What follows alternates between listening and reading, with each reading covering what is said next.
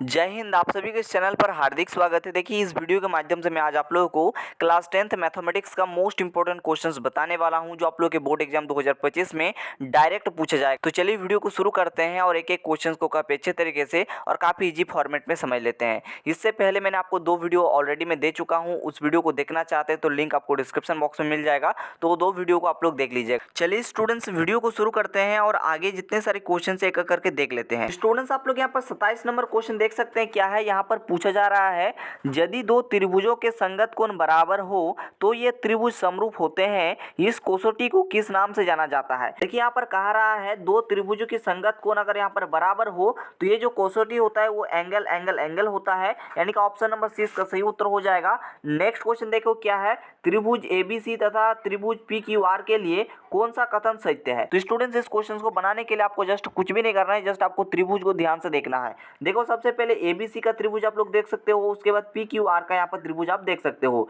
यहाँ पर देखो एंगल है 60 डिग्री, यहाँ पर भी देखो एंगल पी देखो 60 डिग्री, इसके बाद एंगल बी देखिए 80 डिग्री, एंगल क्यू देखिए यहाँ पर 80 डिग्री, यहाँ पर देखो एंगल सी जो है 40 डिग्री, यहाँ पर एंगल आर जो है 40 डिग्री। ठीक है, बस इसी में आपको समझना है। पर एंगल 60 डिग्री है और यहाँ पर देखो एंगल पी जो है ना 60 डिग्री है, तो इसके लिए पी होगा, है ना। उसके बाद बी देखिए 80 डिग्री है, तो यहाँ पर लिख देते हैं बी। ठीक है, बी जो है 80 डिग्री है और इसके लिए जो है ना क्यू 80 डिग्री है। उसके बाद सी जो है, सी की बात करें तो 40 डिग्री और यहाँ पर आर की बात करें तो ये 40 डिग्री, यानी कि जो है त्रिभुज एबीसी समरूप होगा त्रिभुज पीक्यूआर के, यानी कि ऑप्शन नंबर डी इसका क्या हो जाएगा, सही उत्तर हो जाएगा। नेक्स्ट क्वेश्चन देखिए क्या है, यहाँ पर पूछा जा रहा है, यदि दो समरूप त्रिभुजों के संगत भुजा का अनुपात 4:9 हो तो उनके क्षेत्रफलों का अनुपात क्या होगा? तो देखिए, भुजाओं का अनुपात क्या दिया हुआ है, 4:9 दिया है। अब आप लोगों को बताना है कि क्षेत्रफल यानी कि एरिया का अनुपात क्या होगा। तो क्षेत्रफल का अनुपात निकालने के लिए जस्ट आपको कुछ भी नहीं करना है, इसका स्क्वायर कर देना है। ठीक है, दोनों का यहाँ पर क्या करना है, स्क्वायर कर देना है। तो 4 चौके यहाँ पर 16 अनुपात में होता है ना, यानी कि 16:81 इसका बिल्कुल सही उत्तर होगा, यानी कि ऑप्शन नंबर कौन सा हो जाएगा, ऑप्शन नंबर डी इसका बिल्कुल राइट जवाब हो जाएगा, 16:81। ठीक है, इस बात का आप लोग ख्याल रखेंगे।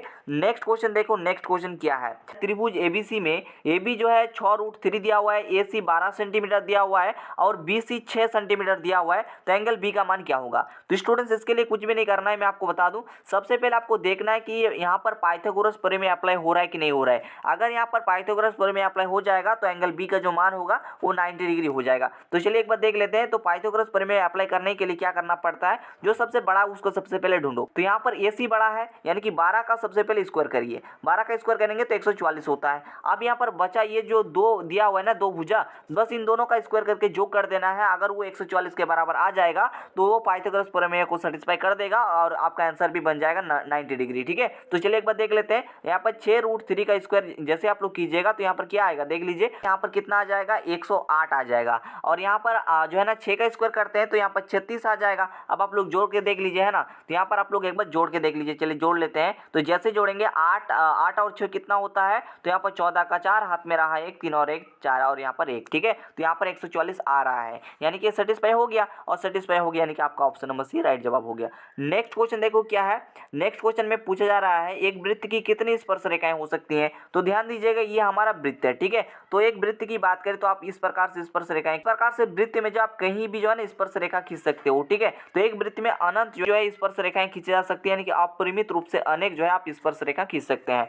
नेक्स्ट क्वेश्चन देख सकते हैं आप लोगों के सामने क्या है, नेक्स्ट क्वेश्चन में पूछा जा, वृत्त के केंद्र से 13 सेंटीमीटर दूर स्थित किसी बिंदु से वृत्त पर खींची गई स्पर्श रेखा की लंबाई 12 सेंटीमीटर, तो वृत्त की त्रिज्या क्या होगा? तो सबसे पहले ध्यान देना, यहाँ पर क्या है, कुछ इस प्रकार से मैंने एक वृत्त खींच दिया। ठीक है, अब कह रहा है वृत्त से 13 सेंटीमीटर दूर स्थित, 13 सेंटीमीटर दूर स्थित। ठीक है, तो ये 13 सेंटीमीटर दूर यहाँ पर स्थित है। ठीक है, और यहाँ से आप लोग एक स्पर्श रेखा खींचा गया। ठीक है, यहाँ से क्या खींचा गया, एक स्पर्श रेखा खींचा गया कुछ इस प्रकार से। ठीक है, उसके बाद बोला जा रहा है वृत्त की त्रिज्या, यानी कि आप लोगों को यहाँ से लेकर ये जो त्रिज्या है ये आपको निकालना है और ये 90 डिग्री का होता है यहाँ पर। ठीक है ना, आप कह रहा है देखो ये तो 12 सेंटीमीटर आ गया, अब आपको यहाँ पर यहाँ से लेकर के यहाँ तक की दूरी आपको निकालना है। ठीक है, अब आप लोग ध्यान दीजिए, यहाँ पर बड़ा कौन है, तो 13 बड़ा है, तो 13 क्या हो गया, कर्ण की बात करते हैं यहाँ पर, तो कर्ण जो आ गया वो 13 आ गया। और यहाँ पर लंब की बात करते हैं तो लंब जो है यहाँ पर कितना आ गया, तो 12 आ गया। आपको जस्ट आधार निकालना है। ठीक है, आधार निकालना है। अगर आप लोग आधार फाइंड कर लेंगे तो यहाँ से लेकर के यहाँ तक की दूरी जो है निकल जाएगा और आपका आंसर भी आ जाएगा। ठीक है ना,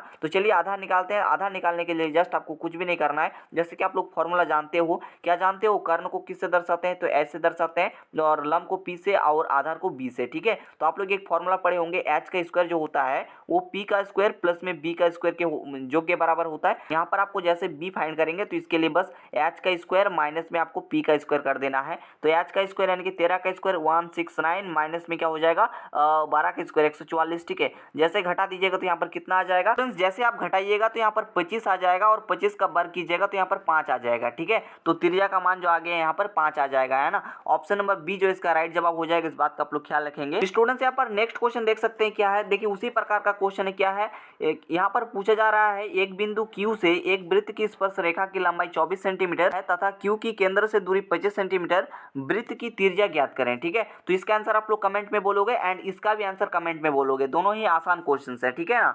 उसके बाद नेक्स्ट क्वेश्चन देखो क्या है, नेक्स्ट क्वेश्चन में पूछा जा रहा है थीटा केंद्रीय कोण r त्रिज्या वाले त्रिज्याखंड का क्षेत्रफल। ठीक है, तो त्रिज्याखंड का क्षेत्रफल क्या होता है, त्रिज्याखंड का क्षेत्रफल होता है थीटा बटे में 360 गुना में होता है पाई आर स्क्वायर। ठीक है, ये देख लीजिए कौन सा ऑप्शन पे है, तो ऑप्शन नंबर यहाँ पर बी जो है बिल्कुल सही उत्तर हो जाएगा। देखो थीटा बटे में 360 गुना में देखिए यहाँ पर पाई आर स्क्वायर है। ठीक है ना, इस बात का आप लोग ख्याल रखेंगे।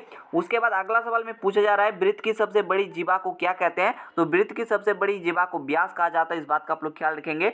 नेक्स्ट क्वेश्चन देखो 38 में क्या कह रहा है, यहाँ पर कह रहा है आर त्रिज्या वाले वृत्त के उस चाप की लंबाई क्या होगी जो केंद्र पर थीटा कोण अंतरित करती है। तो देखिए इसका फॉर्मूला जस्ट आपको थोड़ा सा अलग करना पड़ेगा। यहाँ पर कह रहा है चाप की लंबाई ना, तो इसका फॉर्मूला होता है थीटा बटे में 360 और गुना में हो जाता है क्या, यहाँ पर गुना में हो जाता है 2 पाई आर। ठीक है, ये देख लीजिए कौन सा ऑप्शन पे है, तो देखो थीटा बटे में 360 गुना में 2 पाई आर। ठीक है, यानी कि ऑप्शन नंबर यहाँ पर कौन सा हो जाएगा, ऑप्शन नंबर सी का राइट जवाब हो जाएगा, इस बात का आप लोग ख्याल रखेंगे।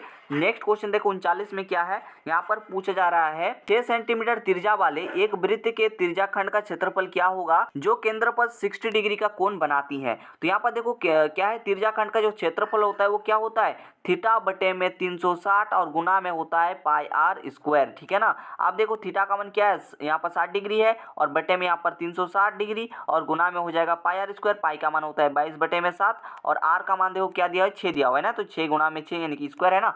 आप देखो यहाँ पर एक शून्य से, यहाँ पर मैं कलर को थोड़ा सा चेंज कर लेता हूँ, देखिए एक शून्य से एक शून्य खत्म, 6 एकम 6, यहाँ पर 6 6 36। ठीक है, उसके बाद देखो एक 6 से एक 6 खत्म हो जाएगा, तो यहाँ पर जैसे आप गुना कीजिएगा तो यहाँ पर आ जाएगा 132 और बटे में हो जाएगा 7। ठीक है, सेंटीमीटर स्क्वायर, यानी कि ऑप्शन नंबर ए जो है इसका क्या हो जाएगा, राइट जवाब हो जाएगा। इस बात का आप लोग ख्याल रखेंगे, है ना, ये चीज आप लोग समझ गए होंगे। ठीक है ना, अब यहाँ पर आप लोग नेक्स्ट क्वेश्चन देख सकते हैं क्या 40 नंबर जो कि अंतिम सवाल है, यहाँ पर सेट 1 हमारा कंप्लीट हो जाएगा। ठीक है, यहाँ पर सेट 1 कंप्लीट हो जाएगा। अब देखो यहाँ पर अंतिम सवाल में क्या बोला जा रहा है, यहाँ पर बोला जा रहा है एक घोड़ा एक मैदान में 7 मीटर लंबी रस्सी से बांध दिया गया है, उस भाग का क्षेत्रफल क्या होगा जहाँ घोड़ा घास चर सकता है। ठीक है, ध्यान दीजिएगा, यहाँ पर क्या मान के चलिए एक घोड़ा है। ठीक है, यहाँ पर एक घोड़ा है। ठीक है, और इसको जो है ना रस्सी से जो है एक यहाँ से मान के चलिए यहाँ पर बांध दिया गया है। घोड़ा जो है कहाँ तक चर सकती है, तो यहाँ से बांध दिया गया, तो यहाँ इसी एरिया में घूमेगा। तो एक वृत्त बना रही है, तो वृत्त का क्षेत्रफल क्या होता है पाई आर स्क्वायर। पाई का मान क्या होता है 22 बटे में 7 और आर यहाँ पर क्या दिया देखो 7 मीटर। ठीक है, तो यहाँ पर 7 गुना में 7 आ जाएगा और देखो एक साथ से एक साथ खत्म हो जाएगा। आप देखिए यहाँ पर क्या हो जाएगा 22 को यहाँ पर 22 को 7 से गुना कर दो, है ना, यहाँ पर क्या आ जाए देखो 7 दूनी 14 का 4, हाथ में रहा 1, 14 1 15। ठीक है, तो 154। ठीक है, 154 मीटर स्क्वायर इसका बिल्कुल राइट जवाब हो जाएगा, यानी कि ऑप्शन नंबर डी इसका बिल्कुल सही उत्तर हो जाएगा। Students I hope and believe ये चीज आप लोग समझ गए होंगे। तो यहाँ से दोस्तों सेट 1 कंप्लीट हो जाता है। ठीक है, यहाँ से सेट 1 की जो प्रक्रिया है वो कंप्लीट हो जाता है मैथमेटिक्स के अंदर। तो दोस्तों आप लोग और कौन सा सब्जेक्ट के चाहते हो, क्या आप लोग साइंस का सेट 1 चाहते हो जहाँ पर मैं हर एक सब्जेक्ट के लिए 40-40 ऑब्जेक्टिव क्वेश्चन ला रहा हूँ अभी, उसके बाद जो है जल्दी सब्जेक्टिव क्वेश्चन भी बताया जाएगा। तो अगर आप लोग तैयार है तो प्लीज आप लोग कमेंट किया करें, मुझे बहुत ही अच्छा लगेगा। तो तैयारी करने के लिए आप हमारे साथ जुड़ जाएं, आप लोगों के लिए बोर्ड एग्जाम तक काफी सारे क्वेश्चन यहाँ पर करा दिया जाएगा। बाकी जल्द मुलाकात करेंगे आप लोगों से नेक्स्ट वीडियो में, तब तक के लिए थैंक यू, जय हिंद, वंदे मातरम।